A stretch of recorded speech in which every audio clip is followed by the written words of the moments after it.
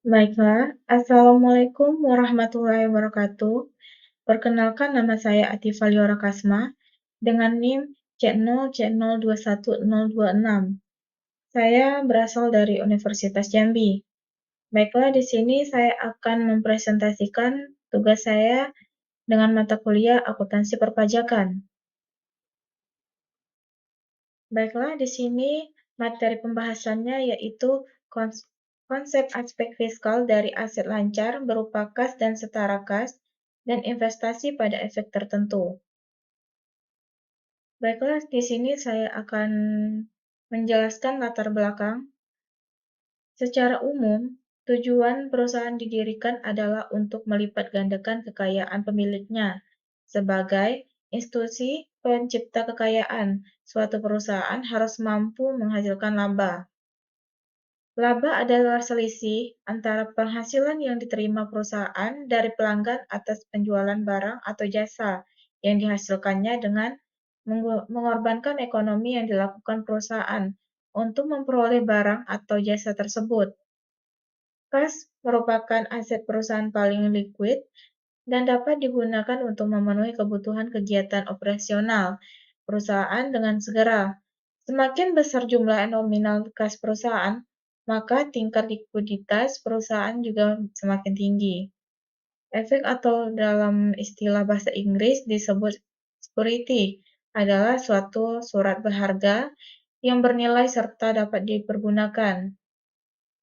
Efek dapat dikategorikan sebagai hutang dan ekuitas seperti obligasi dan saham. Baiklah, di sini saya akan menjelaskan pengertian kas dan setara kas. Kas merupakan alat pertukaran yang dimiliki perusahaan dan siap digunakan dalam transaksi perusahaan setiap saat diinginkan.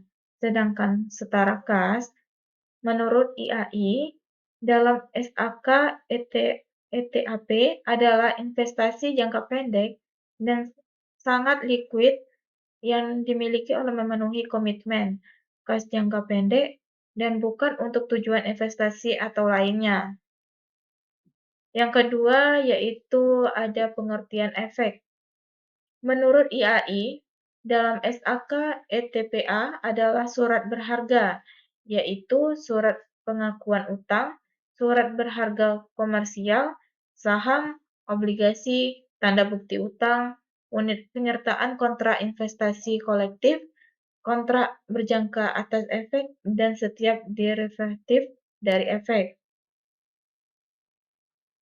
Baiklah, di sini ada penjelasan mengenai investasi yang dimiliki untuk memenuhi komitmen kas jangka pendek, yaitu ada 4, yaitu yang pertama deposito bank, yang kedua surat perintah bayar, yang ketiga giro bank, yang keempat bond kas, dan yang terakhir cek.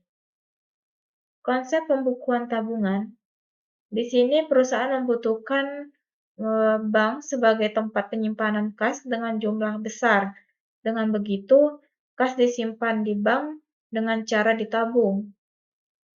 Tabungan adalah simpanan pihak lain pada bank yang penarikannya hanya dapat dilakukan menggunakan syarat-syarat tertentu yang telah disepakati oleh kedua pihak. Pembukuan tabungan sudah terjadi saat kita membuka rekening tabungan, yaitu pada tahap pengisian setoran awal. Contoh dari pembukuan yang dilakukan bank adalah buku tabungan dan jurnal untuk pembukuan yang dilakukan oleh perusahaan. Selanjutnya, investasi pada efek utang.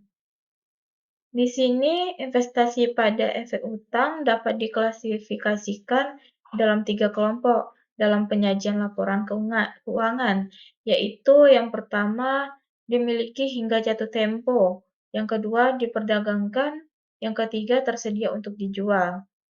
Investasi pada efek ekuitas. Untuk investasi pada efek ekuitas terbagi menjadi 2 klasifikasi dalam penyajian laporan keuangan. Yang pertama yaitu ada aset lancar dan yang kedua aset tidak lancar.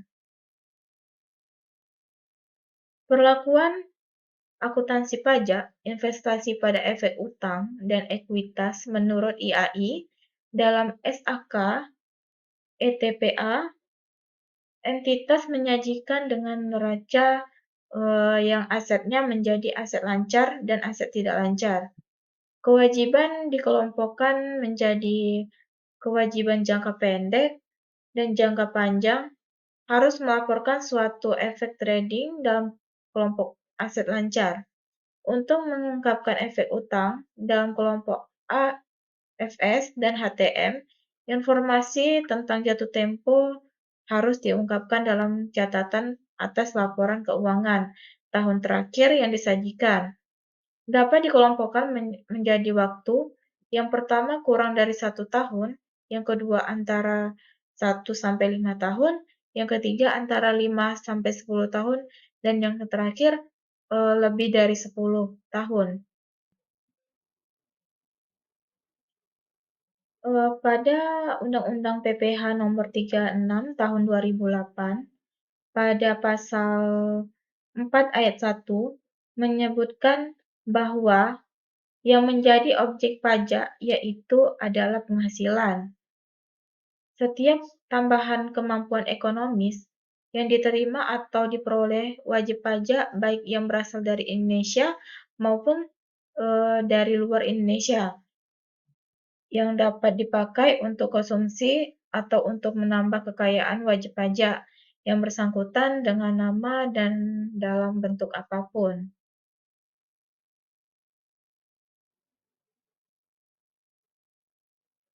Baiklah, di sini kesimpulannya yang saya ambil yaitu kas merupakan alat pertukaran yang dipilih yang dimiliki perusahaan dan siap digunakan dalam transaksi perusahaan setiap saat diinginkan.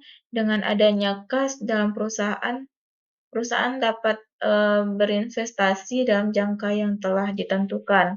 Dengan begitu, perusahaan pun akan mendapatkan penghasilan dari investasi tersebut jika mendapatkan keuntungan dan akan menambah laba perusahaan. Setiap penghasilan yang diterima oleh perusahaan akan dikenakan pajak sesuai dengan aturan yang berlaku. Baiklah, hanya ini dapat yang saya sampaikan. Lebih dan kurang saya mohon maaf. Saya akhiri, wabillahi taufiq wal hidayah. Wassalamualaikum warahmatullahi wabarakatuh.